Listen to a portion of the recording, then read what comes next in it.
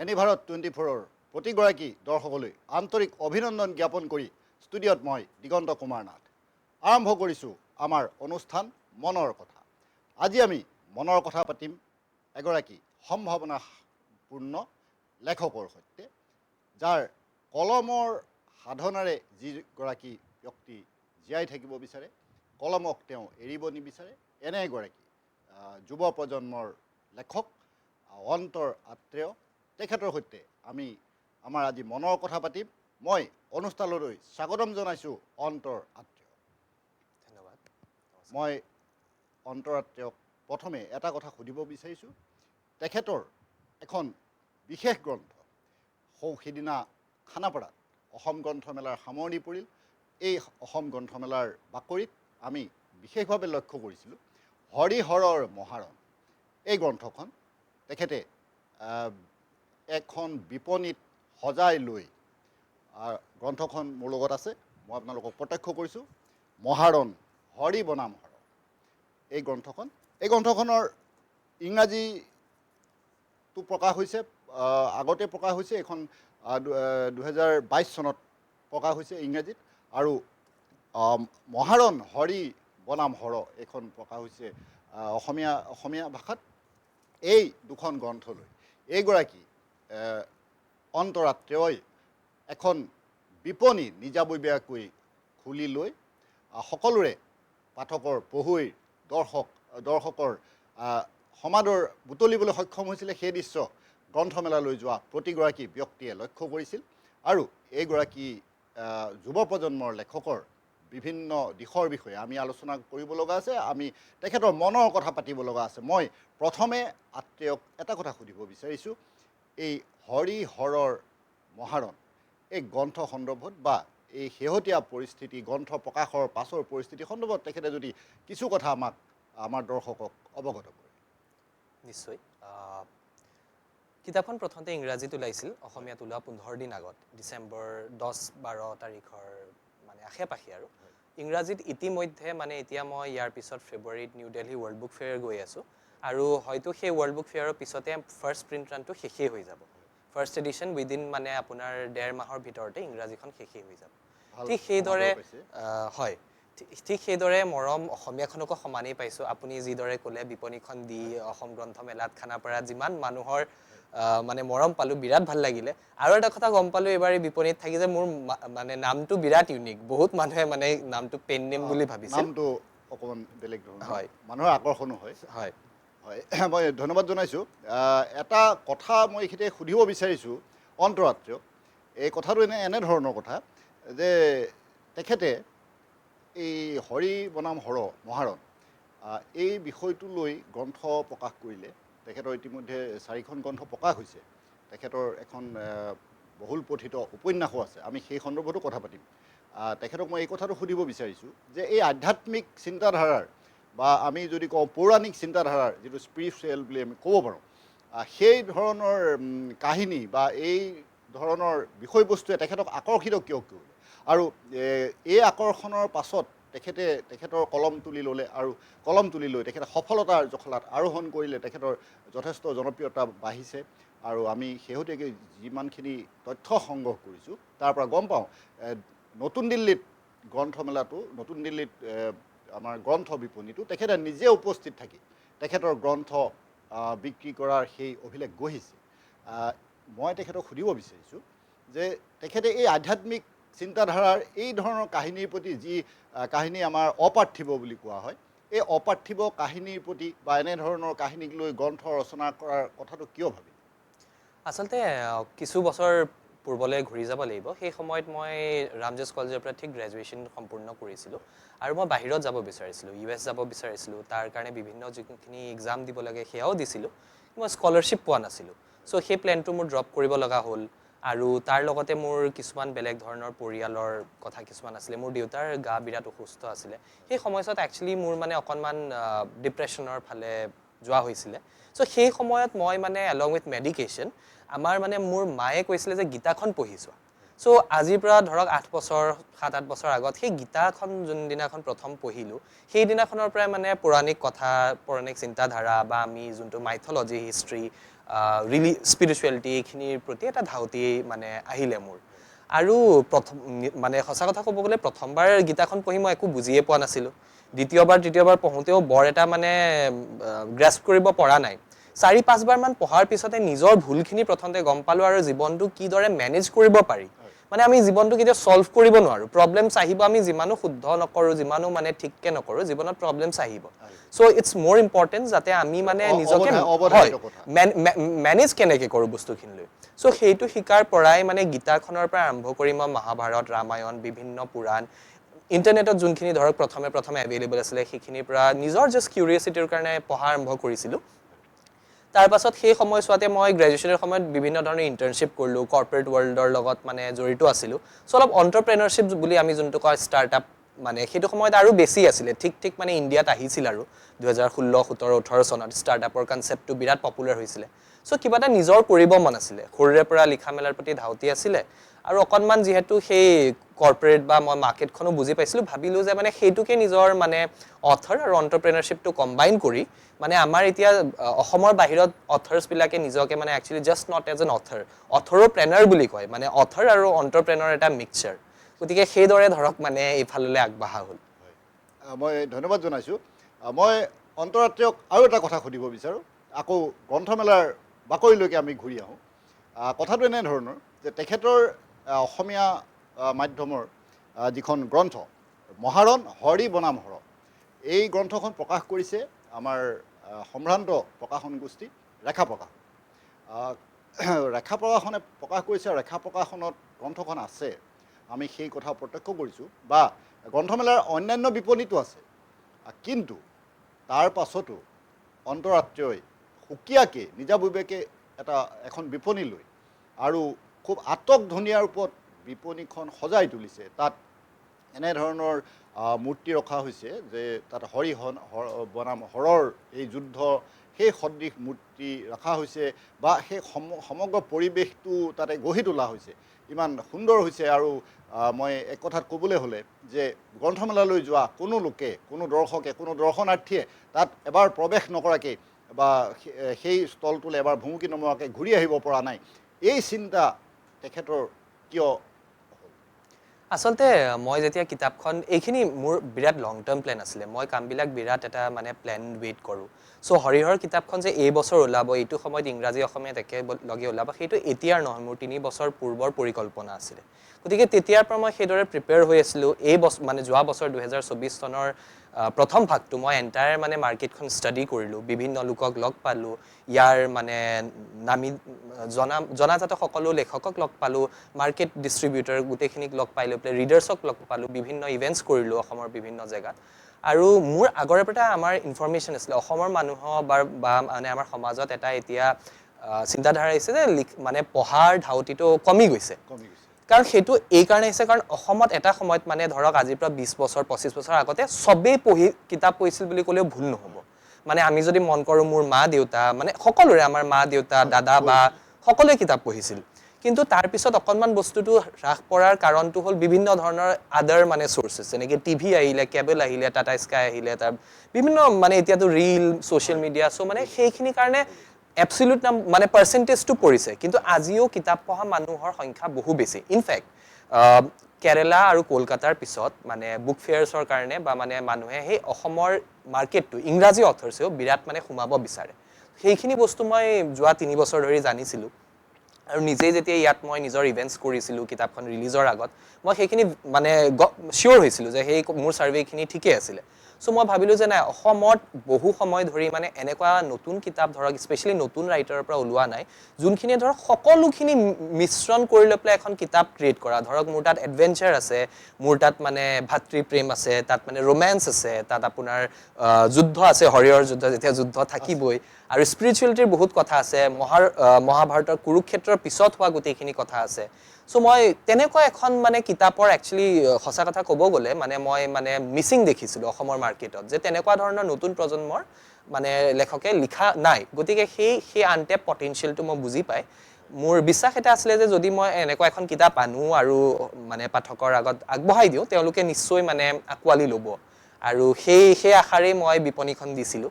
আৰু তাৰ লগতে এটা কথা আছিলে যে যিহেতু মানে মই ফুল টাইম ৰাইটিং কৰোঁ মই পেছাগতভাৱে ৰাইটাৰ গতিকে মই নিজৰ কিতাপৰ মাৰ্কেটিং বা চেলছতো যিহেতু গুৰুত্ব দিওঁ গতিকে সেইটো দিশতো মোৰ এক্সপ্ল'ৰ কৰি অসমত কি এক্সপিৰিয়েঞ্চ পাওঁ সেইটো চাব মন আছিলে আপুনি ভবামতে আপুনি ফল পাইছে বুলি আপুনি ভাবেনে নাই নাই নিশ্চয় নিশ্চয় মই একচুৱেলি মানে ভবাতকৈ যদি বেছি কোৱা নহয় ভবাতকৈ মই বেটাৰ ফল পাইছোঁ কাৰণ যিদৰে মানে সকলো সেই কথা মানুহে আমিও গম পাইছোঁ মৰম কৰিলে আৰু ইয়াত মই বাৰে বাৰে কৈ আছোঁ আৰু এতিয়াও ক'ব লাগিব যে মানে যিমানখিনি ছাপোৰ্ট মই মিডিয়াৰ পৰাও পালোঁ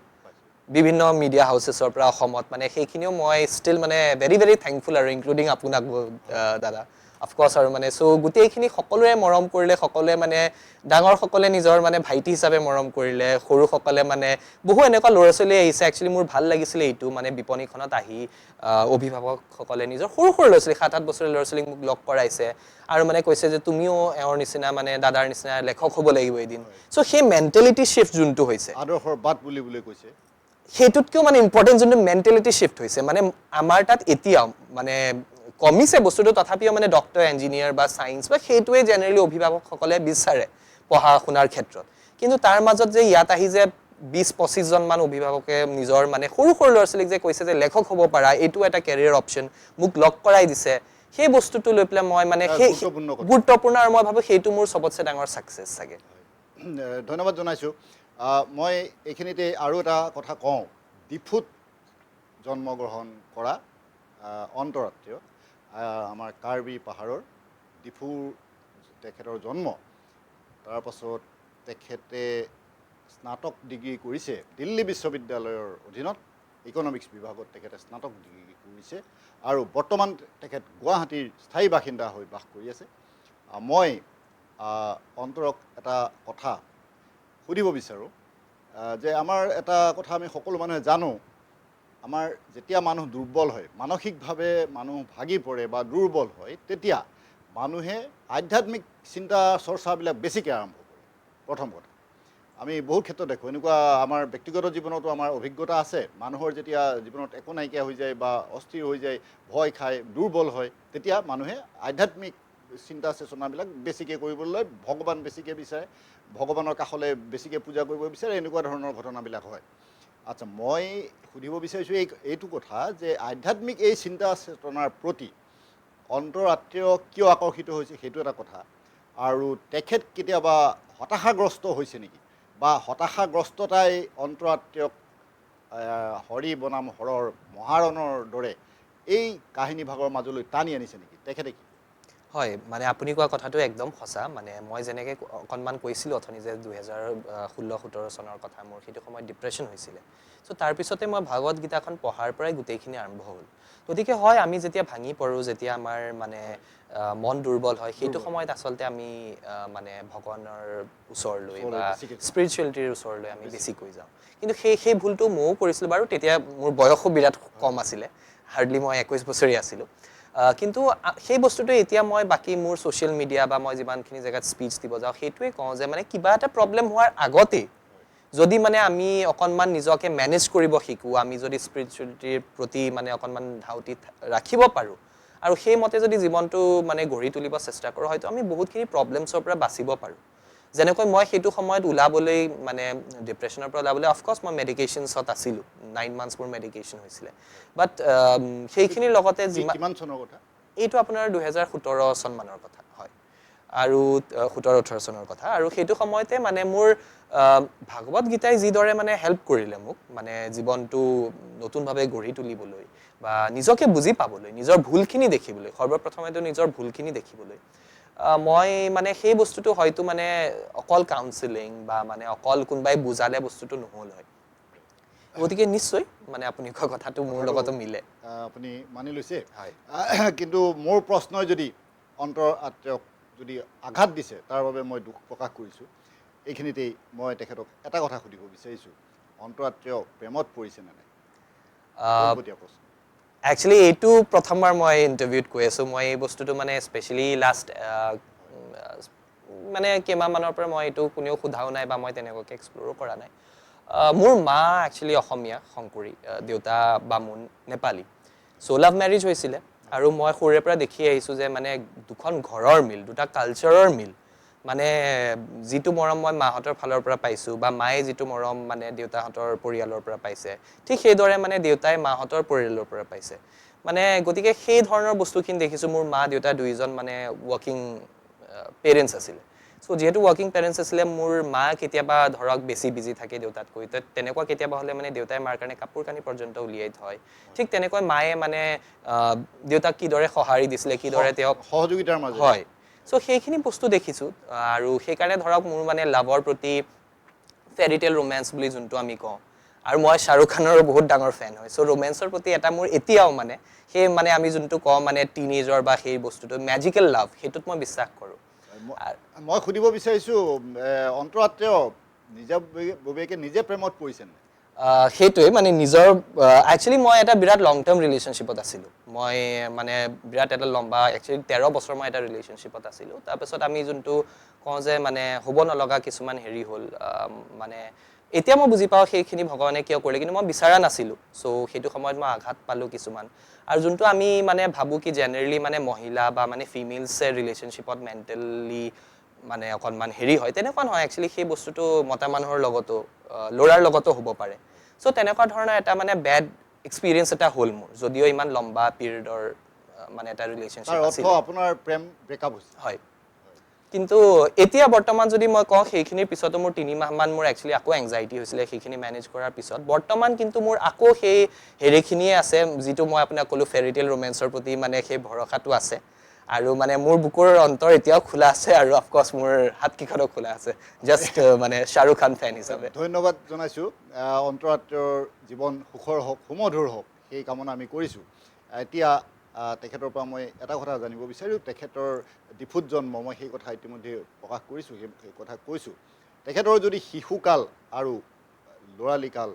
সেই বিষয়ে যদি তেখেতে কিছু কথা প্ৰকাশ কৰে দৰ্শকৰ আগত। হয়। ডিফুৰ মোৰ বৰ মানে বেছি মেমৰি নাই, কাৰণ মই প্ৰথম 2 বছৰ ডিফুত আছিলোঁ। কিন্তু মাহঁতে কয় যে সেইটো সময়ত ধৰক মানে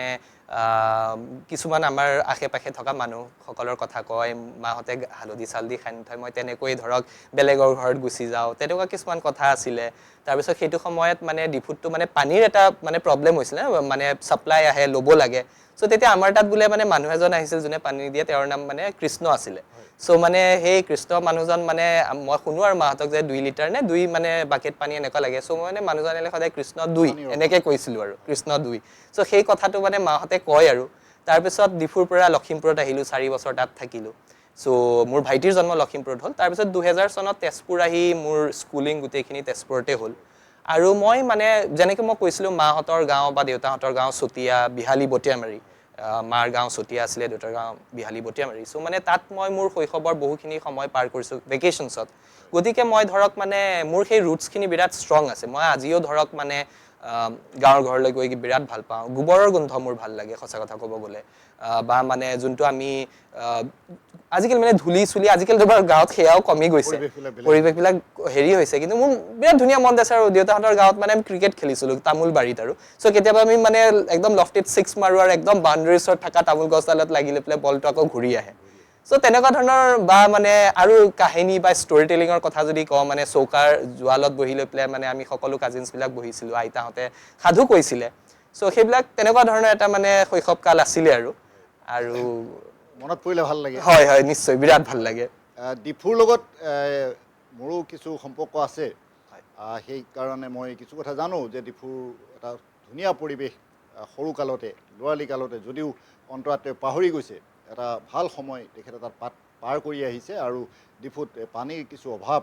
সেই কথা আমি গম পাওঁ। তেখেতৰ বক্তব্য আমি সমৰ্থন জনাইছোঁ। এতিয়া মই অন্তৰক এটা কথা সুধিব বিচাৰিছোঁ। তেখেতে এই লেখা মেলা কেতিয়াৰ পৰা আৰম্ভ কৰিলে? লেখা মেলা আৰম্ভ কৰাৰ কথা বুলি ক'বলৈ হ'লে কিন্তু মই বহুত সৰুৰে পৰা কৰিছিলোঁ। লেখা মেলাৰ আগতেও কিতাপ খুব সৰুৰে পৰা পঢ়িছিলোঁ। মোৰ এতিয়াও মনত আছে, মই ক্লাছ 4-5ত থাকোঁতে শ্বেক্সপিয়েৰৰ অৰিজিনেল ভাৰ্চনছবিলাক যিমানখিনি পাৰোঁ, যিমানখিনি পাওঁ নাপাওঁ সেইখিনি পঢ়িছিলোঁ। আমাৰ যোনখিনি famous 5, Enid Blyton, world famous writer, বা ৰাস্কিন বণ্ড, তেওঁলোকৰ কিতাপ বহুত আগতেই পঢ়া আৰম্ভ কৰিছিলোঁ। চ' পঢ়াৰ প্ৰতি ধাউতি আছিলে। আৰু প্ৰথম লিখাৰ কথা যদি মই কওঁ, যোনটো ইনচিডেণ্টেৰে মোৰ মানে যে মানে শব্দ কিমান শক্তিশালী হয় সেইটো বুজিছিলোঁ। মোৰ ক্লাছ 3ত মানে তেতিয়াৰ বেষ্ট ফ্ৰেণ্ড এজনৰ লগত কিবা এটা লাগিছিল আৰু। চ' সেইটো সময়তো সেইটো এটা লাইফ ক্ৰাইচিছৰ নিচিনা। চ' মন চন বেয়া আছিলে আৰু। চ' মায়ে আহি লৈ পেলাই ক'লে যে এটা কাম কৰাচোন, তুমি তোমাৰ মনৰ কথাখিনি লিখা। অবভিয়াছলি তেতিয়া ইংলিছত লিখিছিলোঁ, ভাঙা ফুটা ইংৰাজী আছিলে। কিন্তু এই লেটাৰখন যেতিয়া মই মোৰ বেষ্ট ফ্ৰেণ্ডটোক দিলোঁ, সি মানে পঢ়ি লৈ পেলাই বস্তুখিনি বুজি পালে। আমাৰ এটা মানে আকৌ মানে ফ্ৰেণ্ডশ্বিপটো মানে জড়িত গঢ় লৈ উঠিল আৰু। গতিকে সেইদিনাখন মই একচুৱেলি ৰিয়েলাইজ কৰিছোঁ যে মানে শব্দৰ শক্তি কিমান। তাৰপাছত নিউজ পেপাৰ্ছ বা মানে মেগাজিনেৰে আৰম্ভ কৰিছিলোঁ। আৰু 14 বছৰ বয়সত একচুৱেলি মই প্ৰথম ইংৰাজী কিতাপ এখন লিখিছিলোঁ। সেইটো সময়ত মই যেতিয়া সৰু আছিলোঁ তেতিয়া টিভিত বিভিন্ন ধৰণৰ শ্ব'জ আহিছিল, মানে হৰৰ আৰু ডিটেক্টিভ, যেনেকৈ CID, কোই হে, আহত, এনেকুৱা ধৰণৰ ধৰক। চ' সেইবিলাক চাই লৈ পেলাই ইনস্পায়াৰ হৈ তেনেকুৱা হৰৰ আৰু ডিটেক্টিভ ষ্টৰী কালেকশ্যনৰ শ্বৰ্ট ষ্টৰিজৰ কিতাপ এখন প্ৰকাশ কৰিছিল, লখিমপুৰৰ পৰা প্ৰকাশ হৈছিলে। বেছি প্ৰিণ্ট ৰান নাছিলে, 500 মান প্ৰিণ্ট ৰান আছিলে, কিন্তু সেইটো সময়তো মানে সেই 500 প্ৰিণ্ট ৰানটো একচুৱেলি শেষ হৈ গৈছিলে আৰু। চ' তেনেকুৱা ধৰণৰ ধৰক মানে আগ্ৰহ আছিলে। চ' আৰম্ভণিটো তেনেকৈ হোৱা। ভাল লাগিছে। মই আৰু এখন গ্ৰন্থৰ বিষয়ে কওঁ, মৰ্টেল বিষ্ণু। এইখন আমাৰ অন্তৰাত্মাৰ উপন্যাস। এইখন উপন্যাসো বহুল পঠিত উপন্যাস। কেতিয়া প্ৰকাশ পাইছিলে? এইখন প্ৰকাশ পাইছিলে 2019 চনত। 2019 চনত বহুল পঠিত উপন্যাস। এনেধৰণৰ তেখেতৰ যাত্ৰা অব্যাহত থাকক। তেখেতে সাহিত্যৰ ক্ষেত্ৰত, তেখেতৰ লেখনিৰ ক্ষেত্ৰত, চৰ্চাৰ ক্ষেত্ৰত তেখেত আগবাঢ়ি যাওক, সেই কামনা আমি কৰিছোঁ। মই এতিয়া অন্তৰাত্মাক আৰু এটা কথা সুধিব বিচাৰোঁ। অন্তৰাত্মাৰ এই কলমৰ যি চৰ্চা, এই কলমৰ চৰ্চাৰ অন্তৰালত বা এই কলমৰ চৰ্চাৰ আগত কোনোবা গুৰু আছে নেকি? সৰুতে যোনখিনি কিতাপ পঢ়িছিলোঁ, ধৰক যেনেকৈ মই ক'লোঁ উইলিয়াম শ্বেক্সপিয়েৰ, তেখেতে ইনস্পায়াৰ কৰিছিল। তাৰপাছত মই এটা ধৰক যেতিয়া টিনেজ পালোঁ, ক্লাছ 7 মানৰ পৰা, মই তেতিয়া মানে থ্ৰিলাৰ্ছ বিৰাট ভাল পোৱা হ'লোঁ। মানে সুপ্ৰসিদ্ধ বিশ্ববিখ্যাত লেখক জফ্ৰি আৰ্চাৰ, তেওঁৰ কিতাপ, ষ্টিফেন কিঙৰ হৰৰ বুকছ। চ' তেনেকুৱা ধৰণৰ ধৰক তেওঁলোকে বিৰাট ইনস্পায়াৰ কৰিছিল। আৰু অলপ ডাঙৰ হ'লোঁ, সেইটো সময়ত মানে প্ৰথমতে আমাৰ ইয়াত চেতন ভগত আহিল। চেতন ভগতে যিটো ধৰণে গোটেই মাছ মাৰ্কেটটো অ'পেন কৰি দিলে, যে মানে চেতন ভগতে যদি সেই সময়ত 2006-07 চনত যদি কিতাপ লিখা আৰম্ভ নকৰিলেহেঁতেন আৰু তেনেকুৱা ধৰণৰ মাছী কিতাপ যদি নিলিখিলে হয়, তেতিয়া হয়তো আজি কোনো আমি মানে প্ৰফেচনেল ৰাইটিংটো ল'ব নোৱাৰিলোঁ হয়। কাৰণ আগতে কি আছিলে ধৰক মানে আগতে ৰাইটিংটো এটা ইণ্টেলেকচুৱেল হেৰি আছিলে। মানে ৰাইটিংটোৰ টপিকছবিলাকেই তেনেকুৱা থাকে যে মানে সকলো মানুহৰ মানে কাৰণে নাছিলে। কিন্তু চেতন ভগত, দুৰ্জয় দত্ত এনেকুৱা অথাৰ্ছ অহাৰ পিছত যোনটো এটা চেঞ্জ আহিলে, শ্বিফ্ট আহিলে, কলেজ অফিচ ৰোমেন্স বা ৰিলেটেবল বস্তু স্কুল কলেজৰ ষ্টুডেণ্টছক টাৰ্গেট কৰি সেইখিনি মানে কৰা হৈছিলে। গতিকে সেইফালৰ পৰাও মোৰ মানে প্ৰেৰণা, তেওঁলোকো প্ৰেৰণা। স্পেচিয়েলি তেওঁলোকে যিদৰে মানে পাঠকৰ ওচৰত নিজেই যায়, নিজে মাৰ্কেটিংটো নিজে হেণ্ডেল কৰে, সেইখিনিও মই বিৰাট মানে সৰুৰে পৰা নোট কৰিছিলোঁ যেতিয়াৰ পৰা তেওঁলোকক মানে দেখিছিলোঁ। চ' সেই ধৰণে ডেফিনেটলি বিভিন্ন ইনস্পিৰেশ্যন আছে। কিন্তু একদম আচল ইনস্পিৰেশ্যন বুলি ক'বলৈ গ'লে মোৰ মা দেউতা বুলি ক'ব লাগিব। কাৰণ তেওঁলোকে যদিও কিতাপ আকাৰে একো লিখা নাই, কিন্তু নিউজ পেপাৰ পৰ্যন্তত মানে আগতে লিখিছিল। আৰু যেতিয়া মই মানে মোৰ মাৰ গৰ্ভত আছিলোঁ, মা প্ৰেগনেণ্ট থকাৰ সময়ত দেউতাই একচুৱেলি মাৰ কাৰণে ৰোমেণ্টিক কবিতা ইত্যাদি লিখিছিল। গতিকে হয়তো সেইটো মানে হয়তো নহয় মানে সেইটো সময়ৰে পৰা প্ৰভাৱ পৰিছিল। আৰু গতিকে মানে একদম মেইন হেৰিটোতো মই নিজৰ মা দেউতা বুলিয়ে ক'ব লাগিব। আৰু মই সুধিবই খুজিছিলোঁ পৰিয়ালৰ কথা। মই সোধাৰ কিছু পূৰ্বেই অন্তৰাত্মাই নিজৰ পৰিয়ালৰ কথা ক'লে। মই এতিয়া তেখেতক এই কথা সোধোঁ যে পৰিয়ালৰ পৰা তেখেতে সহযোগিতা কেনেধৰণে পাইছে, বা তেখেতৰ পৰিয়ালত কোন কোন আছে? মোৰ পৰিয়ালত মা, দেউতা, ভাইটি এজন আছে, আৰু আমাৰ লগত ছোৱালী এজনী থাকে। চ' আমি সকলো থাকোঁ। তাইৰ নাম জোনালী। চ' মানে সেইটো পৰিয়াল বুলি ক'ব গ'লে। আৰু বাকী মানে ছাপোৰ্ট বা হেৰিয়াৰ কথা মানে মাটো চবৰ মাক একেধৰণৰ হয়। আপুনি যিয়ে কৰে আপোনাক ছাপোৰ্ট কৰিব, চবতছে বিশ্বাস আপোনাৰ মাকেই কৰে। চ' মাৰ ছাপোৰ্টটো সদায় আছিলে। দেউতাও এতিয়া বিৰাট ছাপোৰ্টিভ, কিন্তু দেউতা বিং আ ডেড আৰু মানে অকণমান ধৰক ছেটেল কেৰিয়াৰ বা কনভেনশ্যনেল কেৰিয়াৰ হ'লে অকণ নিজেই শান্তি পোৱা, সেইটো হেৰি আছিলে। চ' প্ৰথমতে অকণমান দেউতাই বস্তুটো একচেপ্ট কৰিব টান পাইছিলে। কিন্তু লাহে ধীৰে, বিশেষকৈ হৰিহৰ কিতাপখনৰ পিছত যোৱা 6 মাহমানত যিমানখিনি বস্তু দেখিছে এতিয়া তেওঁ মানে মোৰ কেৰিয়াৰটোত ইনভলভ হয়। আগতে বস্তুবিলাক মানে এতিয়া মোৰ কেৰিয়াৰৰ বস্তুটো এতিয়া ফৰ এক্সাম্পল ধৰক আজি মোৰ বয়সৰ কোনোবা আছে, অফিচত কৰ্পৰেট বা গভৰ্ণমেণ্ট জব কৰে, ঘৰত আহি ডাইনিং টেবুলত যেতিয়া কথা পাতে নিজৰ অফিচৰ কথা কোৱা হয়। আপুনিও নিশ্চয় ধৰক আপোনাৰ ঘৰত তেনেকুৱা কথা শ্বেয়াৰ কৰা হয়। কিন্তু মোৰ বস্তুৰ কি আছিলে, মই দেউতাৰ লগত বা সকলোৰে লগত সেইখিনি শ্বেয়াৰ কৰিব এটা হেৰি হয়, কাৰণ মোৰ লাইন অফ ৱৰ্কটো বিৰাট বেলেগ। কিন্তু এতিয়া মই মোৰ ঘৰত মানে সেইটো বিৰাট ধুনীয়াকৈ শ্বেয়াৰ কৰিব পাৰোঁ। আৰু ইনভলভো হয়, স্পেচিয়েলি মানে দেউতা ইনভলভ হয়। চ' দেউতা ইনভলভ হ'লে মানে এতিয়া আমি ল'ৰা ছোৱালী যিমানো ডাঙৰ নহয়, বিশেষকৈ ল'ৰাৰ ক্ষেত্ৰত যদি ক'ব যাওঁ, দেউতাকৰ ছাপোৰ্টটো বিৰাট এটা ডাঙৰ কথা হয়। মানে আপোনাৰ কাৰণে মানে অলৱেজ মানে your dad is your first hero so মানে সেই এতিয়া যোনটো মানে দেউতাৰ লগত এইবিলাক মোৰ কেৰিয়াৰটো লৈ ডিছকাশ্যনছ হয় তেওঁ নিজৰ ইনপুটছ দিয়ে ইনফেক্ট আজি এই শ্ব'টো কৰাৰ আগতেও তেওঁ মোক আৰ্টিকেল এটা পঠাইছে আৰু কিছুমান কথা কৈছে যোনটো ফাৰ্ষ্ট টাইম এবাৰ মানে আৰু ইয়াৰ আগতে মই একচুৱেলি কেতিয়াও প্ৰিপেয়াৰ হৈ নাহোঁ আজিও প্ৰিপেয়াৰ হৈ তেনেকুৱাকৈ অহা নাই বাট মানে দেউতাই সেইটো যে শ্বেয়াৰ কৰিছিল সেইখিনি বস্তু বিৰাট মানে এতিয়া ভাল লাগিছে আৰু অন্তৰাত্মক মই এটা কথা সুধিব বিচাৰিছোঁ তেখেতৰ এই কিছু সময়ৰ আগত আৰু বৰ্তমানলৈকে যিখিনি কথা ক'লে সেই কথাখিনিৰ পৰা তেখেতৰ দুখৰ কথাও ক'লে সেইখিনি কথাৰ পৰা এটা কথা ধাৰণা কৰিব পৰা গৈছে যে তেখেতে সময়ৰ প্ৰত্যাহ্বান গ্ৰহণ কৰিব শিকিছে গ্ৰহণ কৰিব জানিছে এই প্ৰসংগতে মই তেখেতক সুধিব বিচাৰোঁ তেখেতে সময়ৰ প্ৰত্যাহ্বান সঁচাকৈ গ্ৰহণ কৰিব পাৰিছেনে বা সময়ৰ প্ৰত্যাহ্বান গ্ৰহণ কৰিব পৰা সেই কৌশল তেখেতে আয়ত্ব কৰিব পাৰিছেনে মই ভাবোঁ চেষ্টা কৰি আছোঁ বহুখিনি মানে বহু দূৰলৈ পাৰিছোঁ কাৰণ মই মোৰ মানে লাইফটো যিমান পাৰোঁ গীতাৰ ফিলচফিত নিব যাওঁ যেনেকৈ মই কৰ্ময়োগী হ'ব চাওঁ কিবা এটা কাম কৰা মানে মোৰ মূল উদ্দেশ্যটো থাকে কেৱল কামটো কৰা প্ৰচেছটোত গুৰুত্ব দি মই ৰিজাল্টটোত একেবাৰে গুৰুত্ব নিদিওঁ হয়তো সেইখিনি বস্তুৱে সৰুৰে পৰা থকা হ'লে আৰু মানে বেটাৰ হ'লহেঁতেন লাইফটো বাট মানে ঠিক আছে অলপ ডাঙৰ হৈ শিকিলোঁ চ' সময় প্ৰত্যাহ্বান বুলি ক'লে হয় যিখিনি ধৰণৰ চেলেঞ্জেছ আহে সেইখিনি লৈ পেলাই মই এতিয়া মানে আজি যদি মানে মই জাষ্ট ফৰ এন এক্সাম্পল যদি কওঁ কিবা কাৰণে যদি মোৰ বিপণীখনত কিতাপখন চলিলে বিৰাট চলিলে চ' কিতাপখন চলাৰ পিছত গ্ৰন্থমেলা শেষ হোৱাৰ পিছতহে ধৰক মানে বিভিন্ন লোকে ধৰক মানে ইনক্লুডিং প্ৰকাশন পৰিষদৰ মানুহসকলে বিৰাট ছাপোৰ্ট কৰিলে মোক কিন্তু তেওঁলোকে মানে তাৰপিছত কৈছে তুমি কিন্তু বিৰাট ডাঙৰ ৰিস্ক এটা লৈছিলা এখন কিতাপেৰে মানে বিপণী এখনত লেখা এখন বিপণী আৰু কেতিয়াও নোহোৱা আৰু মানে মিডিয়াৰ মানুহে মানে সেইটো কৈছে যে এইটো কেতিয়াও আমি দেখা নাই তাৰপিছত মই তেতিয়া ভাবিছোঁ কথাটোতো হয় ইনফেক্ট ময়ো চাগে মানে মই নাজানো মই ভুল হ'ব পাৰোঁ কিন্তু অল অভাৰ ইণ্ডিয়া এইটো মই মানে এটলিষ্ট মই জানাত হোৱা নাই যে কোনোবা এখন কিতাপ লৈ নিজৰ মানে পাব্লিছাৰ থকাৰ পিছতো নিজৰ মানে বিপণী এখনত কেৱল নিজৰ এখন কিতাপ ৰাখি লৈ পেলাই মানে এইদৰে মানে এটা চেষ্টা কৰিছে চ' সেইটো সময়ত মই একেবাৰে ৰিজাল্টৰ কথা ভাবা নাছিলোঁ সেইকাৰণে মই সেই ৰিস্কৰ কথাও ভাবা নাই চ' মানে মই গতিকে ক'ব পাৰোঁ চাগে হয় চাগে মই সময় প্ৰত্যাহ্বান যোনখিনি আহে বা মানে যিকোনো ধৰণৰ যোনখিনি চেলেঞ্জেছ আহে মই কৰ্ময়োগী হৈ পেলাই কামত ফ'কাছ কৰিব চাওঁ ৰিজাল্টটোৰ কথা পিছত আহে আৰু চ' কিছু দূৰলৈ চাগে সেইখিনি আয়ত্ব কৰিব এতিয়া মানে সক্ষম হৈছোঁ ৰিজাল্টৰ কথা নভবা ৰিজাল্টৰ কথা নাভাবি ৰিক্সৰ কথা নাভাবি গ্ৰন্থ প্ৰকাশ কৰি গ্ৰন্থ বিপণীত বহি থকা এগৰাকী যুৱ প্ৰজন্মৰ লেখকৰ সৈতে আমি কথা পাতি আছোঁ আমি আমাৰ কথাৰ মাজলৈ আকৌ উভতি আহিম এতিয়া লৈছোঁ কিছু সময়ৰ বাবে বাণিজ্যিক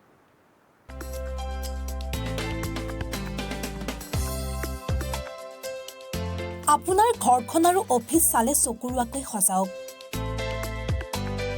আজি আহক সকলো ধৰণৰ অত্যাধুনিক ফাৰ্নিচাৰৰ বাবে চিটি ফাৰ্নিচাৰ 6 মাইল গুৱাহাটী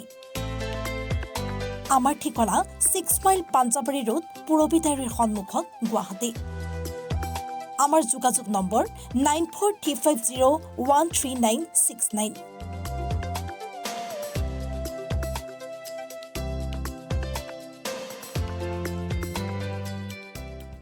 অত্যাধুনিক চিকিৎসা পদ্ধতি আৰু কাৰিকৰী কৌশলেৰে সমৃদ্ধ হৈ ৰাজ্যৰ সেৱাত মুকলি হ'ল JNSM পলিক্লিনিক কাম diagnostic centre and multi speciality hospital paramedical প্ৰশিক্ষণৰ ব্যৱস্থাও উপলব্ধ আমাৰ ঠিকনা ৱাৰ্ড নম্বৰ 4 কৰিম চক মঙলদৈ দৰং অসম ফোন নম্বৰ 6001887100 আৰু 6003048093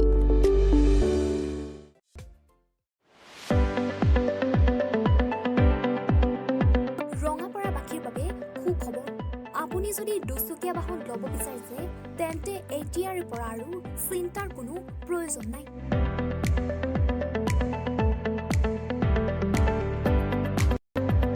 আপুনিও আহিব পাৰে DBP এছ'চিয়েটলৈ বাজাজ টু হুইলাৰ ডিলাৰ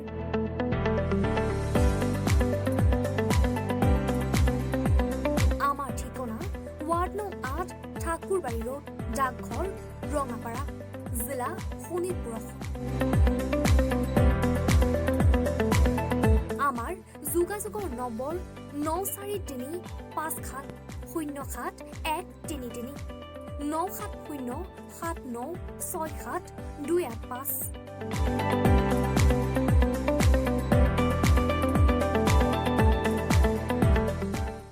অত্যাধুনিক চিকিৎসা পদ্ধতি আৰু কাৰিকৰী কৌশলেৰে সমৃদ্ধ হৈ ৰাইজৰ সেৱাত মুকলি হ'ল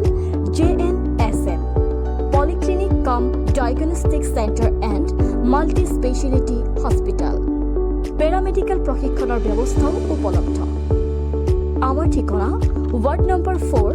কৰিম চক মঙলদৈ দৰং অসম ফোন নম্বৰ 6001887100 আৰু 6003048093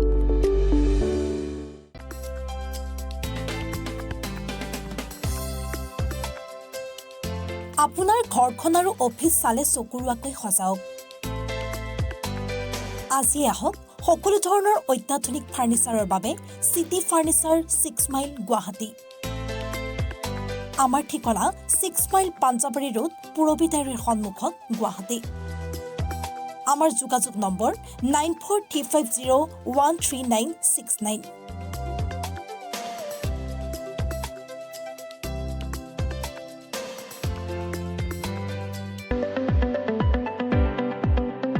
ৰঙাপাৰাবাসীৰ বাবে সুখবৰ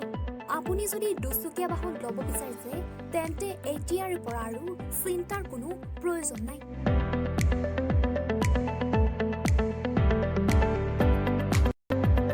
আপুনিও আহিব পাৰে JBP এছ'চিয়েটলৈ বাজাজ টু হুইলাৰ ডিলাৰ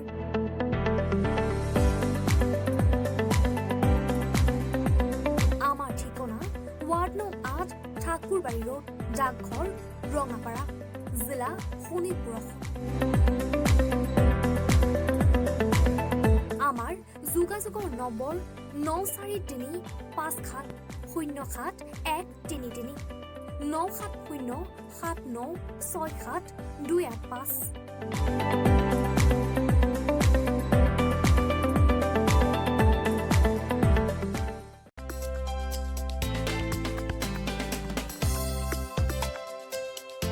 আপোনাৰ ঘৰখন আৰু অফিচ চালে চকুৰোৱাকৈ সজাওক আজি আহক সকলো ধৰণৰ অত্যাধুনিক আমি পাতি আছোঁ মনৰ কথা যুৱ প্ৰজন্মৰ এগৰাকী সম্ভাৱনাপূৰ্ণ লেখক অন্তৰ আত্ৰেয়ৰ সৈতে অন্তৰ আত্ৰেয় এনে এগৰাকী লেখক যি লেখা মেলাৰ জৰিয়তে গোটেই জীৱনটো পাৰ কৰিম বুলি ভাবিছে তেখেতে বেলেগ একো বৃত্তিত জড়িত হোৱাৰ কথা ভবা নাই লেখা মেলা কৰি তেখেত আগবাঢ়ি যোৱাৰ প্ৰৱণতা তেখেতৰ আছে তেখেতৰ ইচ্ছা আছে প্ৰফেশ্যনেল ৰাইটাৰ হিচাপে তেখেত পৰিচিত হ'ব বিচাৰিছে তেখেত আগবাঢ়ি গৈ আছে সফলতাও লাভ কৰিছে আমি অস্বীকাৰ কৰা নাই সেই কথা কিন্তু আমি এটা কথা লক্ষ্য কৰিব লাগিব বৰ্তমান বিশ্বায়নৰ যুগত ইণ্টাৰনেটৰ যুগত গ্ৰন্থৰ সমাদৰ যথেষ্ট হ্ৰাস পাইছে সেই কথা প্ৰত্যেক মুহূৰ্ততে প্ৰতিটো স্থানতে আলোচনা হৈ আছে এনে সময়ত এগৰাকী যুৱ প্ৰজন্মৰ লেখকে লেখা মেলাৰ জৰিয়তে নিজৰ জীৱনৰ বাট বুলিবলৈ আগবঢ়া কথাটো কিছু চিন্তনীয় হৈ পৰিছে সৌসিদিনা আমাৰ জনপ্ৰিয় ৰহস্য সাহিত্যিক ৰঞ্জু হাজৰিকাদেৱলৈ মনত পৰে তেখেতে এটা কথা কৈছিলে যে অসমত গ্ৰন্থ ৰচনা কৰি ভাত মোকলাব নোৱাৰি পেটৰ ভাত মোকলাব নোৱাৰি এটা গুৰুত্বপূৰ্ণ কথা কৈছিলে এই প্ৰসংগত মই অন্তৰাত্ৰেয়ক এটা কথা সুধিব বিচাৰোঁ যে তেখেতে আমি যেনেধৰণে গম পাইছোঁ লেখা মেলাৰ জৰিয়তে কলমৰ চৰ্চাৰ জৰিয়তে জীৱন অতিবাহিত কৰিম বুলি যি সপোন লৈ আছে এই সপোন তেখেতে কেনেধৰণে সফল কৰিম বুলি আগবাঢ়িছে বা তেখেতৰ অলপো ভয় নালাগেনে তেখেতে এই প্ৰত্যাহ্বান গ্ৰহণ কেনেকৈ কৰিব ভয়ৰ কথা ক'লে তাৰ উত্তৰ আকৌ সেইটোৱে হ'ব কৰ্ময়োগী চ' যিহেতু কৰ্ময়োগী হ'ব চেষ্টা কৰিছোঁ সেইকাৰণে এইবোৰ কথাত সঁচা কথা কৈছোঁ ভয় নালাগে একচুৱেলি আৰু ছেকেণ্ডলি মই মানে সম্পূৰ্ণৰূপে এইটো যদিও ইভেন ইংলিছ মাৰ্কেটতো এই বস্তুটো আছিলে ক'ভিডৰ পিছত স্পেচিয়েলি যে মানে ৰিডিংটো বিৰাট এটা হ্ৰাস পাইছে কিন্তু মই সেই বস্তুটো সদায় বিশ্বাস কৰিছিলোঁ স্পেচিয়েলি আমি যদি চাওঁ মানে আমাৰ অসম মাৰ্কেটতে হওক বা ইংলিছ মাৰ্কেটতে হওক ছেল্ফ হেল্প বুলি যোনবিলাক আমি কিতাপ কওঁ আজিকালি ছেল্ফ হেল্প কেটেগৰীৰ মানে কেনেকৈ আমি সুখী থাকিব পাৰোঁ হেল্থৰ কথা ইত্যাদি সেইবিলাকৰ কিন্তু মানে বিক্ৰী বাঢ়িছে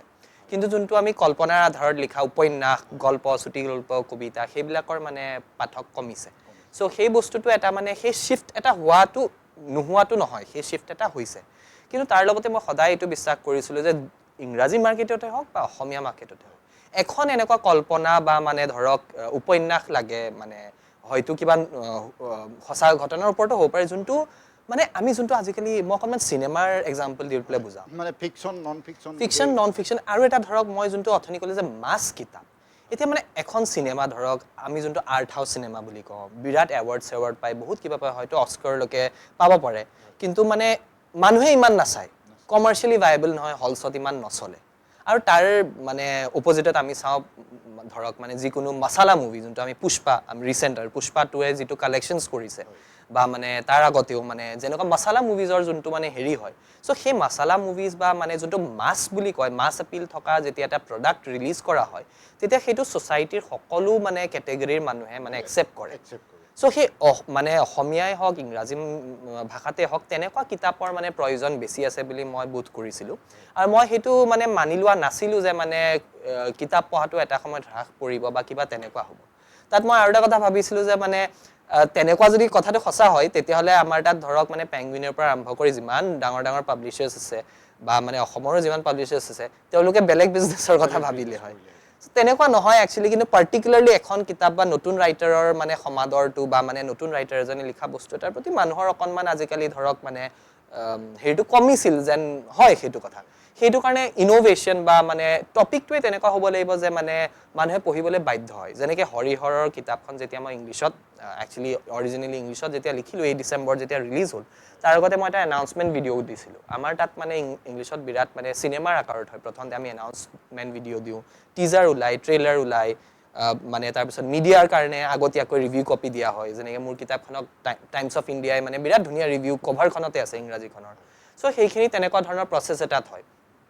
চ' সেইটো সময়ত মোৰ মানে অসমৰ বাহিৰৰ মানুহৰ পৰা বিৰাট গালি গালাজ খাইছিলোঁ তেওঁলোকৰ মতে মানে তেওঁলোকে নাজানে হৰিহৰ যুদ্ধখন মই নিজে বনোৱা বুলি ভাবিছে চ' মই হঠাৎ মানে তেওঁলোকৰ কাৰণে মই anti Hindu anti Indian go to Pakistan তেনেকুৱা টাইপ এটা মানে কেৰেক্টাৰ হৈ পৰিলোঁ তাৰপিছত মই ধৰক মানে এষ্টাব্লিছ কৰোঁ যে এই কাহিনীটো মানে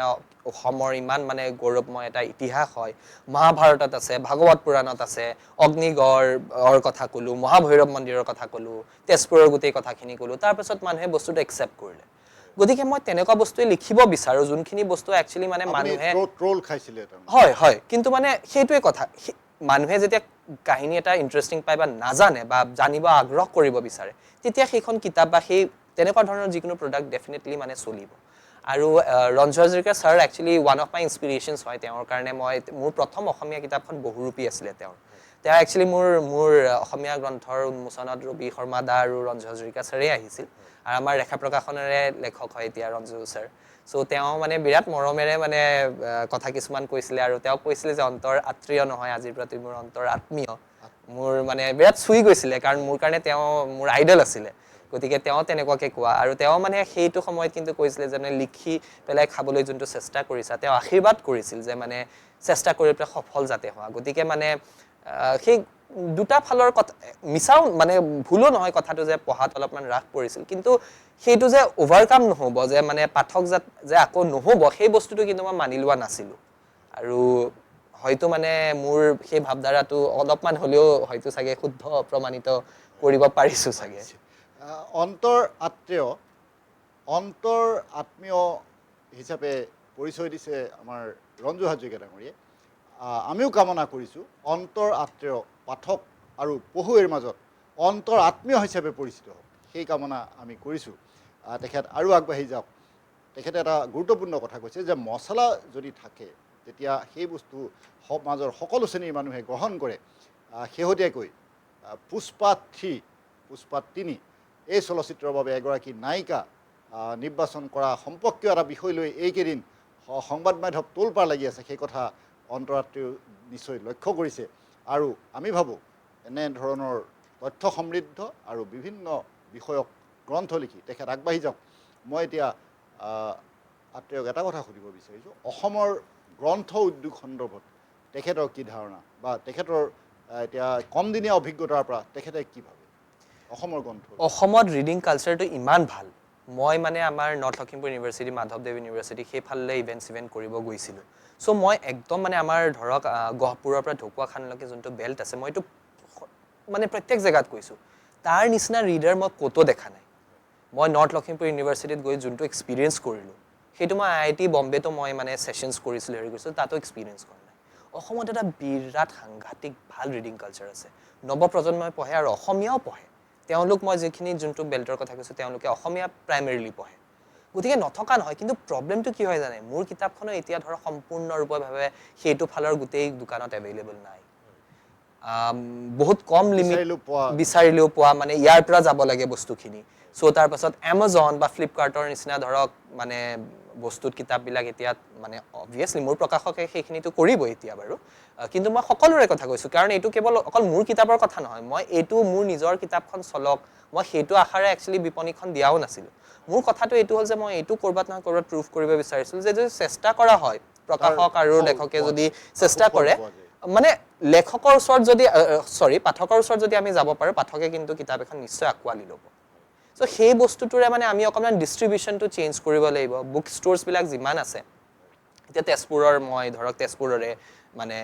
কাহিনী লিখিছোঁ মই তেজপুৰতে ডাঙৰ দীঘল হৈছোঁ গতিকে তেজপুৰৰ বুক ষ্ট'ৰ্ছবিলাকে যিমান জল্দি পাৰে বুকছবিলাক ইয়াৰ পৰা পিক কৰিব লাগিব যিকোনো প্ৰডাক্ট আপুনি চাওক যিকোনো প্ৰডাক্ট মেনুফেকচাৰৰ পিছত ডিষ্ট্ৰিবিউশ্যন নেটৱৰ্ক থাকে তাৰপিছত ৰিটেইললৈ যায় ইভেন মুভিজো তেনেকৈ চলে মুভিজতো ডিষ্ট্ৰিবিউটৰ থাকে বেলেগ বেলেগ জেগাৰ ডিষ্ট্ৰিবিউটৰ থাকে তেওঁলোকে বিভিন্ন হলত বিভিন্ন মাল্টিপ্লেক্সত মুভিখন মানে ডিল কৰাই দিয়ে ৰিলিজ কৰাই দিয়ে চ' সেই বস্তু সেই ডিষ্ট্ৰিবিউশ্যন নেটৱৰ্কটোত অকণমান সকলো লোকে মানে গুৰুত্ব দিয়াটো উচিত আৰু তাৰ লগতে মই মানে অসম চৰকাৰকে হওক বা মানে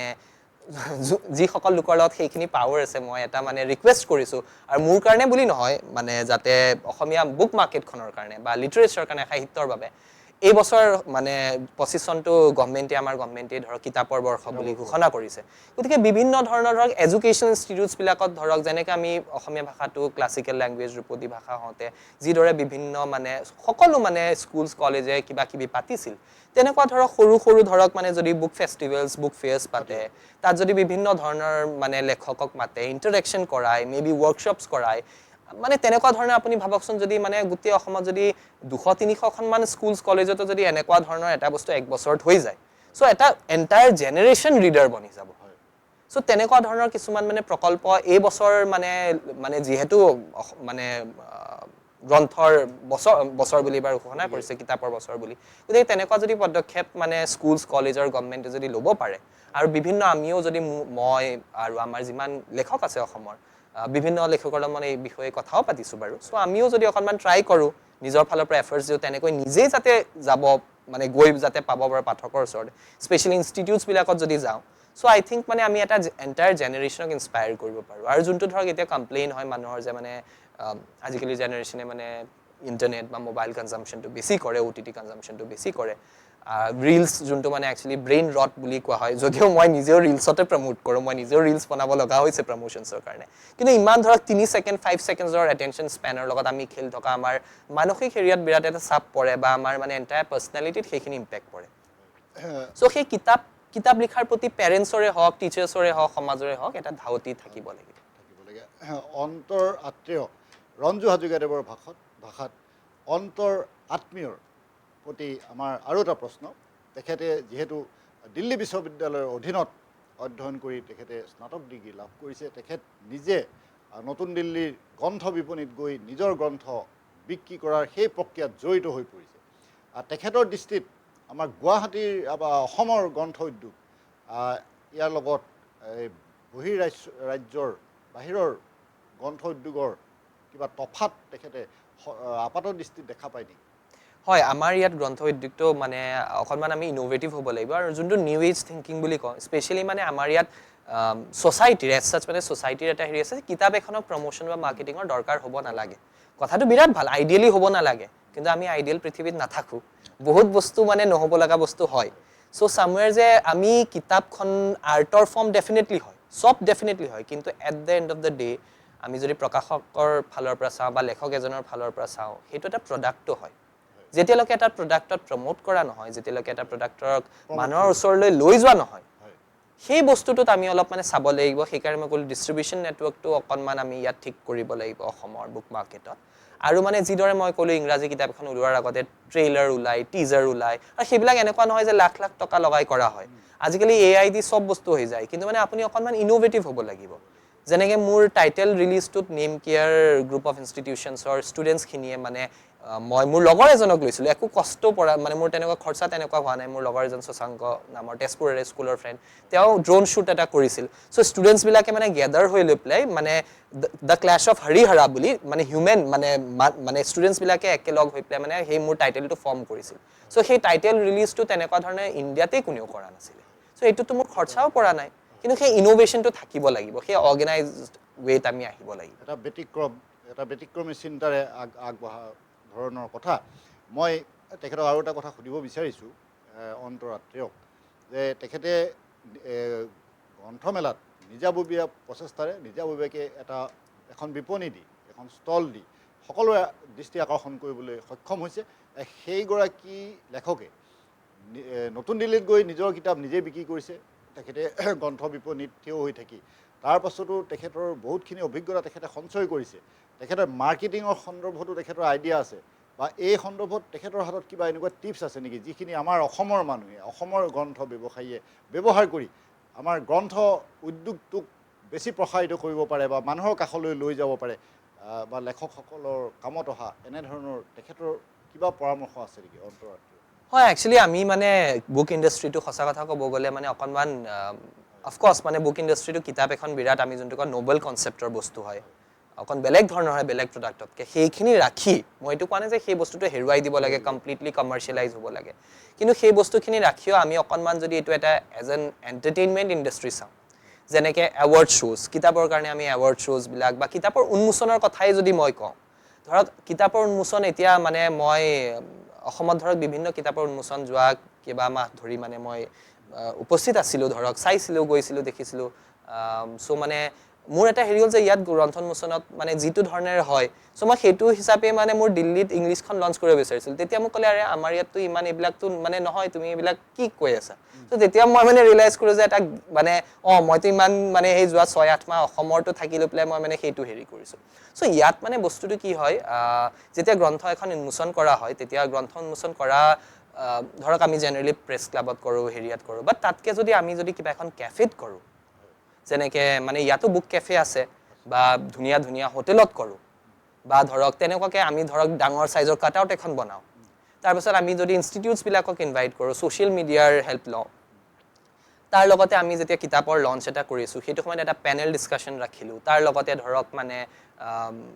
মেবি কিবা এটা ইভেণ্ট ৰাখিলোঁ, যেনেকৈ মোৰ গ্ৰন্থ উন্মোচনখনত মই কুইজ এটা ৰাখিছিলোঁ হৰিহৰ যুদ্ধৰ ওপৰত। চ'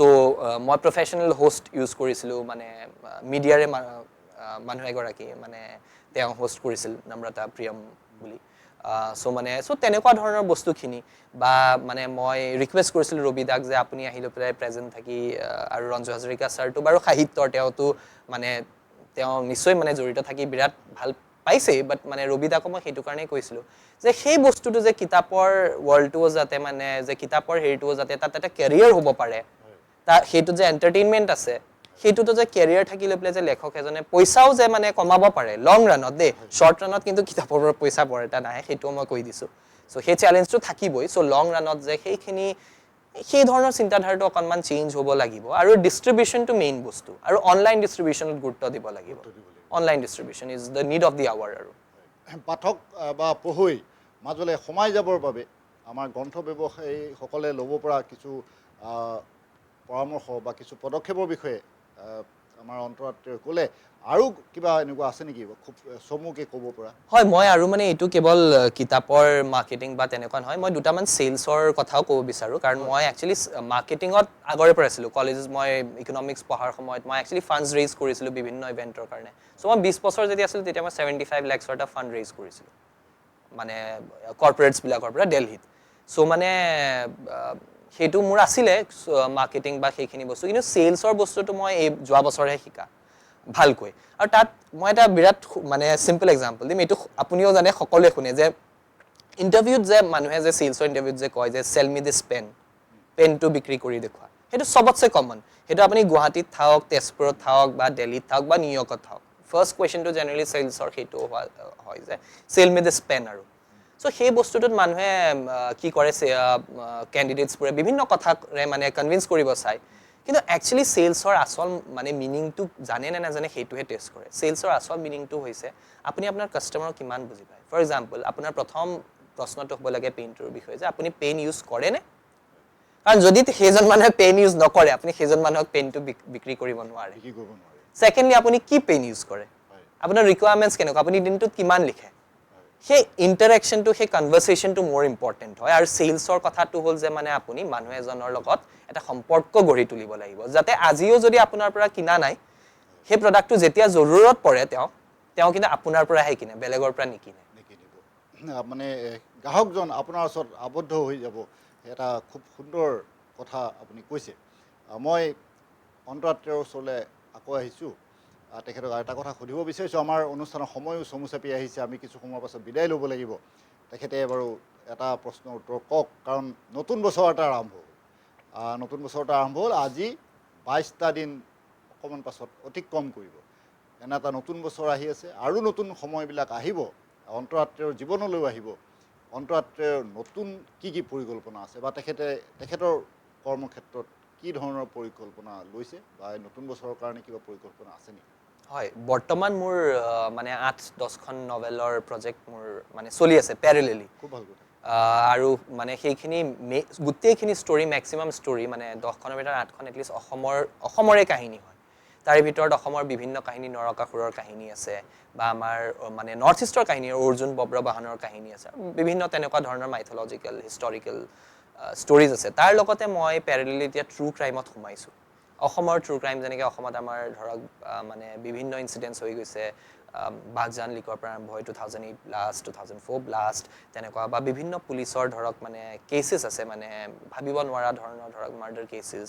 বা তেনেকুৱা ধৰণৰ কেছেছ চ' তেনেকুৱা ধৰণৰ মই বিভিন্ন ধৰক ল এনফৰ্চমেণ্ট বা এনেকুৱা লগত মিলি বা তেওঁলোকৰ মানে কোলাবৰেশ্যনত মই মানে বিভিন্ন প্ৰজেক্টছ ইতিমধ্যে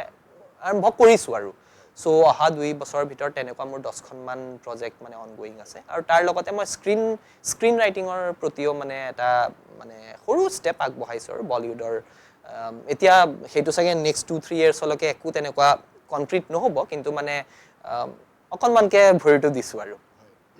ভাল লাগিলে আৰু আমিও কামনা কৰিছোঁ অন্তৰাত্ৰিৰ এনেধৰণৰ পদক্ষেপসমূহে সফলতাৰ মুখ দেখক পাঠকৰ মাজলৈ তেখেত আৰু আগবাঢ়ি যাওক তেখেতৰ কলম চিৰযুগমীয়া হৈ ৰওক পাঠকে অন্তৰাত্ৰিৰ সৃষ্টিৰাজিক লৈ মোহিত হওক সেই কামনা কৰিছোঁ আৰু আজি এই অনুষ্ঠানত এইখিনি সময় আপোনালোকক দিয়াৰ বাবে অন্তৰাত্ৰিক আমাৰ তৰফৰ পৰা আন্তৰিক ধন্যবাদ জনাইছোঁ আপোনালোককো ধন্যবাদ জনাইছোঁ এই অনুষ্ঠান চাই থকাৰ বাবে ধন্যবাদ জনাই মই দিগন্ত কুমাৰ নাথে অনুষ্ঠানৰ পৰা বিদায় লৈছোঁ চাই থাকিব এনি ভাৰত 20